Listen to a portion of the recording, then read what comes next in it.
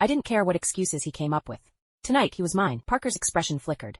His gaze dropped to my lingerie, and after a long pause he gave a clipped, "Fine. That easy." I was in disbelief. As he approached the bed, I felt a wave of uncertainty.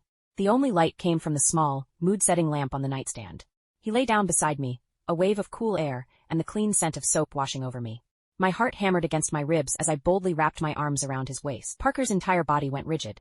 A beat later his head turned, his eyes finding mine in the dim light. His voice was a low rasp. "Do you want me to help you?" Before I could answer, he pulled away, his movements swift as he opened the nightstand drawer. The little spark of excitement inside me was instantly doused by the practiced ease of his actions. I didn't even need to ask. I knew what was coming next. He was going to fulfill his husbandly duties, just not with himself. A white-hot spike of anger shot through me. It was always like this. His own body was under lock and key, untouchable even when he was clearly aroused. When he pulled out the finger cots, my face darkened. I snatched them from his hand and threw them at his chest. "Help me with what?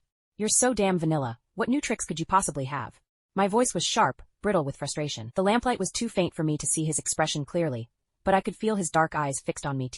I ended up at my best friend Cassie's apartment. My phone buzzed relentlessly on the coffee table. "Not gonna get that?" Cassie asked, tilting her head. I threw back a shot of tequila, the burn in my throat a welcome distraction. With a sigh, I switched my phone off completely. "What kind of trashy cigarettes did you buy?" I grumbled, my voice already raspy. One puff and my throat's wrecked. Cassie just laughed, playfully tapping the colorful pack in her hand. "They look pretty, don't they?" She held it up for me to see, and with a few casual questions, she had the whole story out of me. Not that I was trying to hide it. There was one question that had been eating me alive. "Cassie, why won't Parker touch me? Maybe he's not into women?" I shook my head.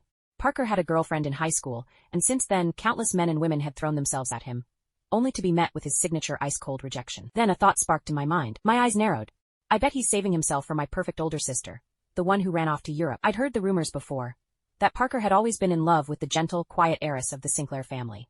Now it was all clicking into place. This marriage, I was just a stand-in. My sister was the one who was supposed to marry Parker, but she dumped him for her supposed soulmate, some artist she followed to another continent. Parker, ever the perfect gentleman, had never denied me anything in our 6 months of marriage, except for that one crucial thing. And every time he used his hands on me, watching my pleasure with that detached, controlled expression, there was never any desire in his eyes. He looked like a spectator at his own life. Did he find me disgusting? The thought hit me like a physical blow,